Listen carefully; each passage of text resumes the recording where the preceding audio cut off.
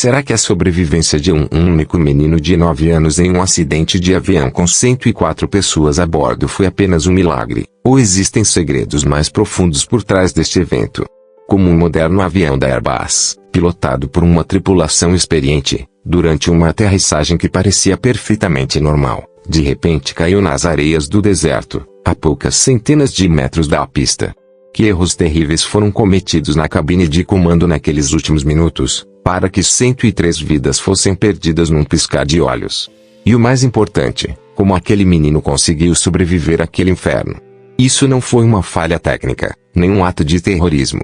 A verdade é muito mais estranha e perturbadora: os próprios sentidos dos pilotos os traíram e seus cérebros os enganaram.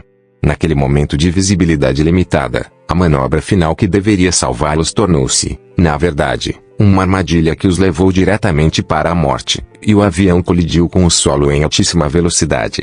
Se você quer conhecer os bastidores do voo 771 da Africa Airways, entender em todos os detalhes como o cérebro humano causou um dos maiores desastres da história da aviação e a história do resgate milagroso de uma criança, não se esqueça de se inscrever no nosso canal e ativar o sininho para não perder nossas novas investigações. Aguardamos suas opiniões sobre esta trágica história nos comentários. Tudo começou na noite de 11 de maio de 2010, no movimentado aeroporto de Joanesburgo, na África do Sul. A jornada, que se estendeu por milhares de quilômetros sobre o continente africano escuro, continuava calma e sem problemas. O avião era como um fantasma prateado deslizando sob as estrelas nas profundezas da noite. A maioria dos passageiros, entregues à doçura do sono, não tinha ideia do novo dia, dos encontros e reencontros que os aguardavam em poucas horas. Para eles, era apenas mais um voo. Mal sabiam que os últimos 20 minutos da viagem se transformariam em um labirinto mortal, onde a psicologia humana, a tecnologia e as leis implacáveis da natureza se entrelaçariam. À medida que o avião se aproximava de Trípoli, os pilotos iniciaram os procedimentos de preparação para o pouso. No entanto, o cenário que os recebeu não era nada animador. Abaixo, não havia as luzes da cidade, mas sim um denso mar de neblina que engolia tudo, sem fronteiras visíveis. Isso reduzia quase zero a capacidade dos pilotos de ter contato visual, ou seja, de ver a pista com os próprios olhos. Em tais situações, toda a responsabilidade recai sobre os sistemas automatizados e a habilidade dos pilotos de ler corretamente os instrumentos. Na cabine, tudo seguia o protocolo padrão. A velocidade foi reduzida para o pouso, os flaps e o trem de pouso foram acionados. No papel, tudo estava perfeito. Mas o momento em que o fator humano é mais fraco e perigoso se aproximava, o momento em que os sentidos humanos colidem com a realidade. O problema começou quando o avião desceu a uma altitude de aproximadamente 400 metros. Nessa altura, o piloto automático foi desligado e o controle da aeronave passou para o copiloto. Devido à neblina espessa e à escuridão da noite, não havia nenhum ponto de referência visual do lado de fora. Todo o mundo deles se resumia às telas dos instrumentos à sua frente. Foi exatamente nesse momento que a armadilha implacável que engana o cérebro humano, a ilusão somatográfica, entrou em ação. Este não é apenas um termo técnico, é o pesadelo dos pilotos. Imagine que você está dentro de um elevador em movimento rápido com os olhos vendados. Quando o elevador desacelera, seu corpo lhe dá a sensação de que você está caindo. Quando o avião reduziu a velocidade para o pouso, o corpo dos pilotos recebeu o mesmo sinal. Os órgãos sensoriais em seus ouvidos internos enviaram um alarme para seus cérebros: estamos descendo rápido demais. Vamos bater. No entanto, os instrumentos mostravam exatamente o oposto, que tudo estava normal. O avião estava descendo no ângulo de aproximação correto. Mas os instintos do copiloto, moldados por anos de experiência, gritavam para ele: puxe o avião para cima. Estamos caindo. Foi uma sensação momentânea, mas foi o instante que acendeu o estopim do desastre.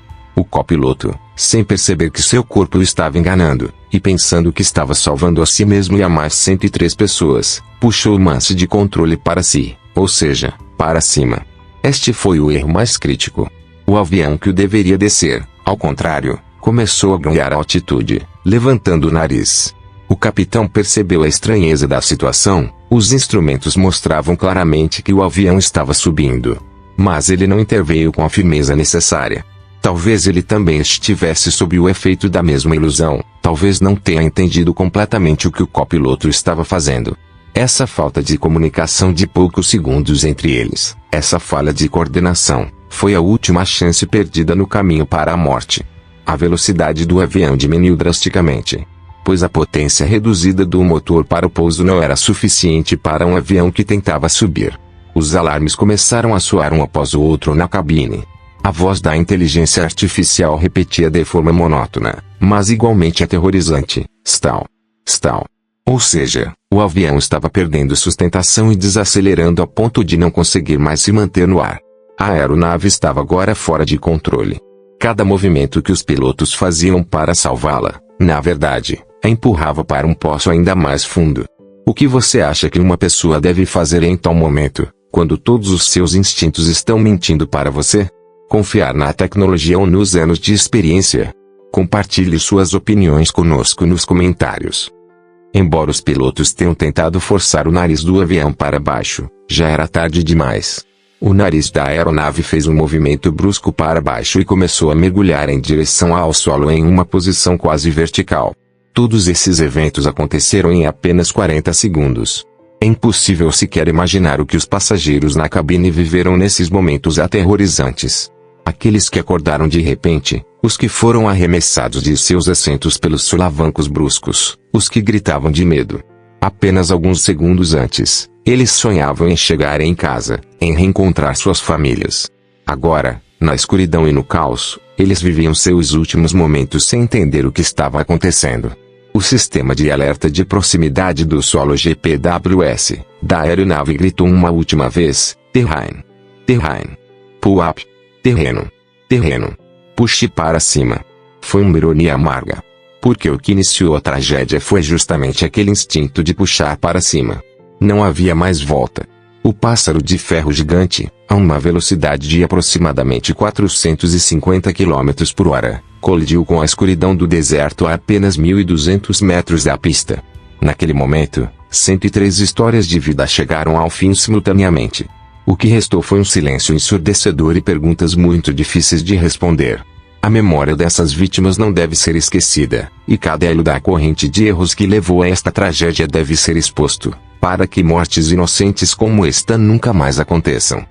Aqueles últimos segundos foram longos como a eternidade, mas rápidos como um piscar de olhos. O som ensurdecedor dos alarmes na cabine, o zumbido do metal sob tensão e as últimas tentativas desesperadas dos pilotos. Tudo isso eram as notas finais de uma sinfonia da morte.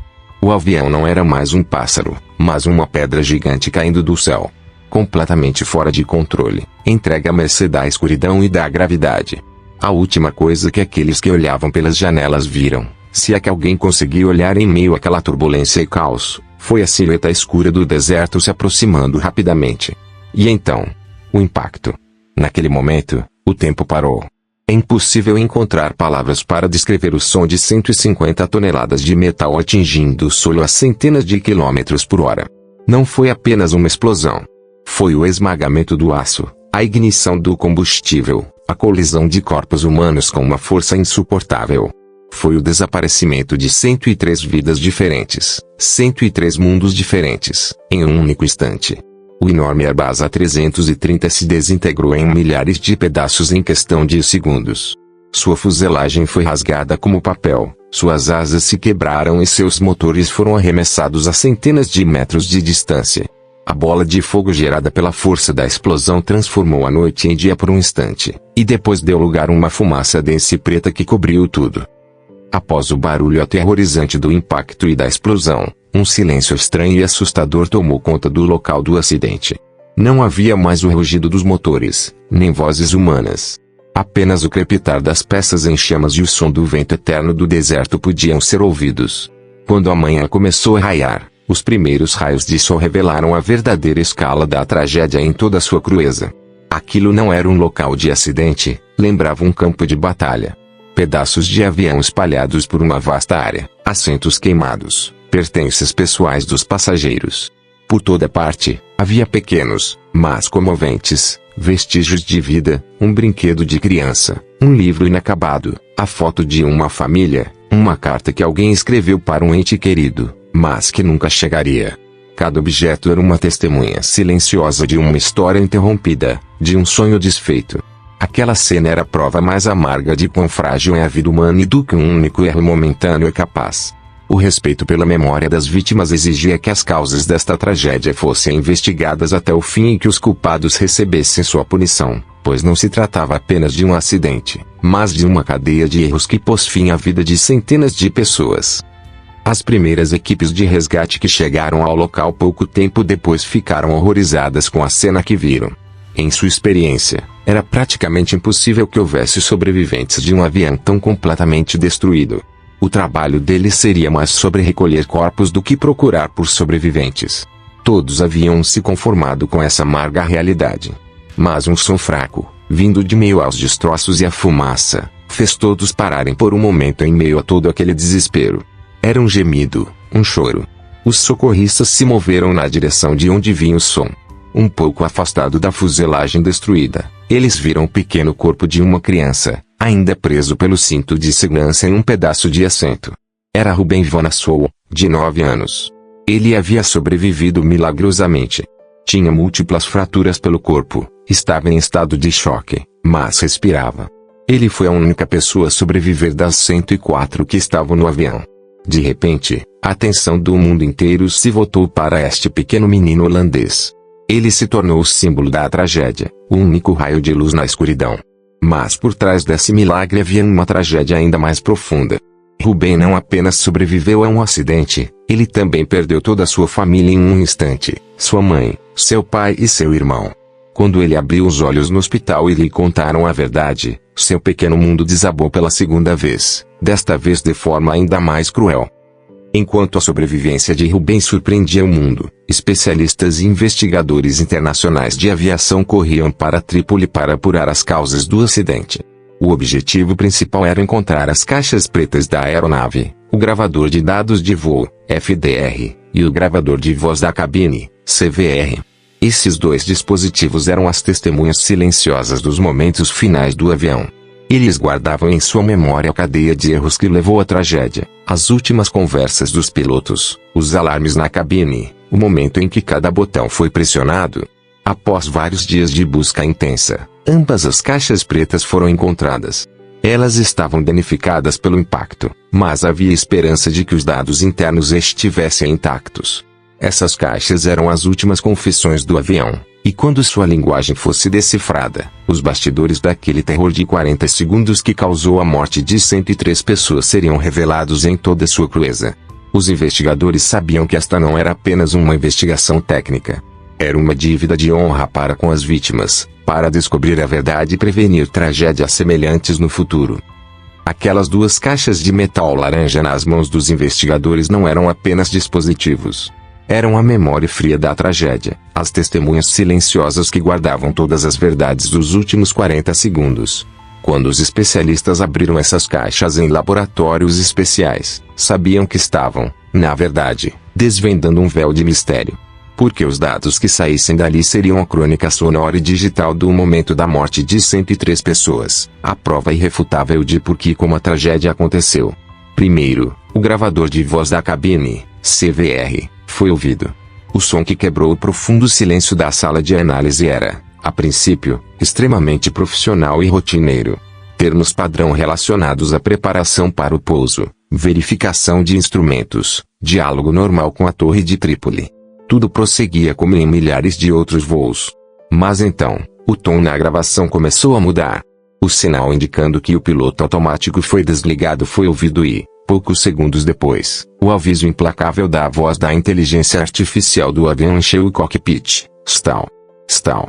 Esse som anunciava o início da luta entre a mentira que os corpos dos pilotos lhes sussurravam e a amarga verdade que piscava nas telas dos instrumentos. Na gravação, a respiração pesada dos pilotos e o som de sua luta física com Mance eram claramente audíveis. O tom de voz das instruções do capitão para o copiloto ficava cada vez mais alto, a calma dando lugar a um pânico disperso e desesperado. Ao mesmo tempo, o gravador de dados de voo, FDR, contava a história digital da tragédia, na linguagem fria e irrefutável dos números. Esses dados, que registravam cada segundo, Cada movimento era uma explicação técnica para o drama humano ouvido na gravação de voz. E essa explicação revelou uma verdade que tornava a tragédia ainda mais terrível: o avião não tinha nenhum problema técnico.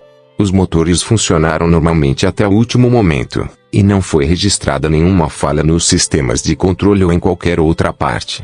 Isso provava que o voo 771 da Africa Airways era uma aeronave em perfeitas condições técnicas. Os rastros digitais descreviam com precisão matemática que o copiloto havia puxado o manche para cima de forma errada e brusca, que o avião que o deveria descer começou a ganhar altitude em um ângulo perigoso, que por isso perdeu velocidade até um nível crítico e, como resultado, entrou em stall, saindo de controle. Agora, todas as peças dispersas se encaixavam, e o quadro da tragédia estava completo. A causa do acidente não foi a máquina, mas diretamente o fator humano. Após essa confissão implacável das caixas pretas, o resultado do relatório oficial foi inequívoco: a principal causa do acidente foi a falha da tripulação em gerenciar adequadamente a trajetória da aeronave, a continuação da aproximação em condições sem referências visuais e o colapso total da coordenação dentro da tripulação. O copiloto cometeu o primeiro erro sob o efeito da ilusão somatográfica que enganou seu corpo. Mas o fator principal que tornou a tragédia inevitável foi a falha do capitão em reagir a esse erro de forma oportuna, decisiva e correta. O protocolo conhecido como Gerenciamento de Recursos da Tripulação, Crew Resource Management, CRM, a pedra angular da aviação moderna, havia falhado completamente naqueles últimos 40 segundos. Dois pilotos que não se entendiam, que não analisavam corretamente as ações um do outro, levaram um avião perfeitamente funcional à morte com as próprias mãos. Este não foi apenas o fracasso de dois pilotos, mas também de seu sistema de treinamento, de procedimentos que não levaram em conta a psicologia humana em momentos de crise.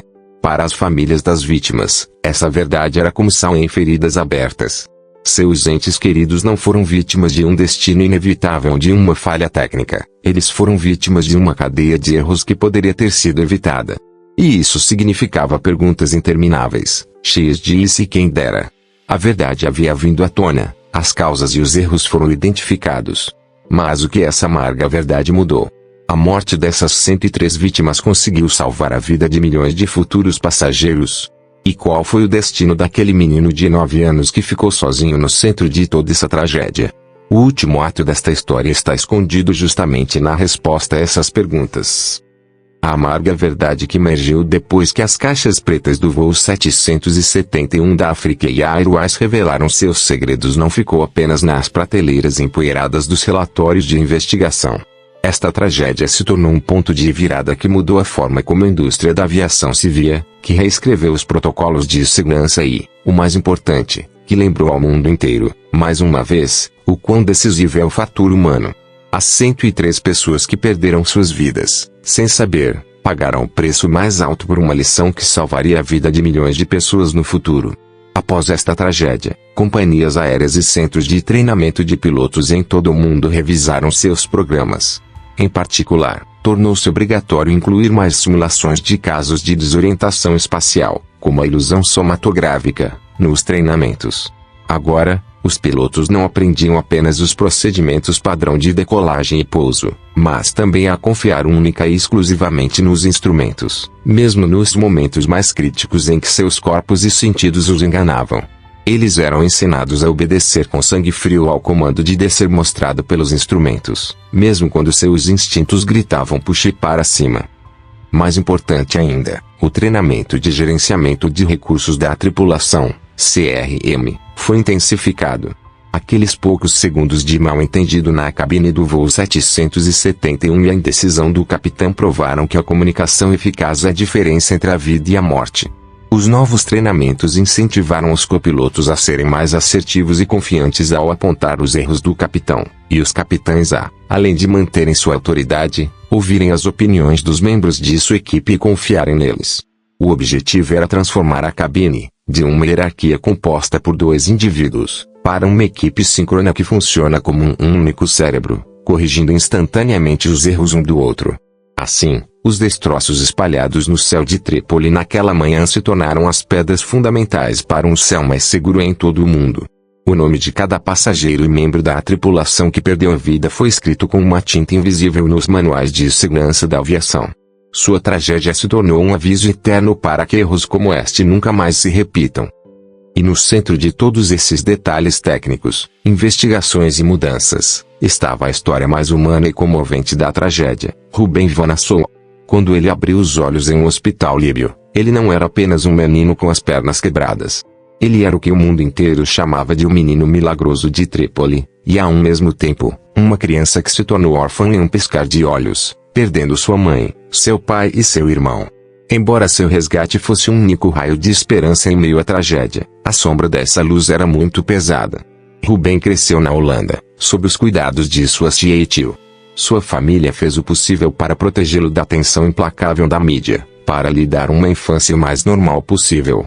À medida que crescia, ele aprendeu a viver com o peso de sua própria história. Ele continuou sua vida como um símbolo tanto de um milagre quanto de uma profunda tristeza. Sua história nos mostrou que a vida continua mesmo após as maiores perdas, que o espírito humano possui uma resiliência incrível. Mas, ao mesmo tempo, nos lembrou que algumas feridas nunca saram completamente, que alguns vazios nunca são preenchidos. A história do voo 771 da Africa Airways não é apenas uma análise técnica de um acidente de avião. É a história de como até a tecnologia mais moderna pode ser impotente diante da complexidade da natureza humana. É uma lição amarga que mostra o custo de uma ilusão momentânea, de uma falha de coordenação de poucos segundos. É também uma história que mostra que o milagre pode surgir mesmo do mais profundo desespero, e que até as maiores tragédias podem se transformar em lições para o futuro. A memória das 103 pessoas que partiram de Joanesburgo, mas nunca chegaram ao seu destino, vive junto com esta história. Suas histórias inacabadas são o preço mais alto pago pela segurança dos céus. Se essa história também te tocou profundamente, não se esqueça de curtir o vídeo, compartilhá-lo com seus amigos e se inscrever no nosso canal. Clique no sininho para ser o primeiro a saber sobre nossas futuras investigações e histórias. Lembre-se, a verdadeira força não está no aço ou na tecnologia, mas em preservar nossa humanidade e nosso senso de responsabilidade, mesmo nos momentos mais difíceis.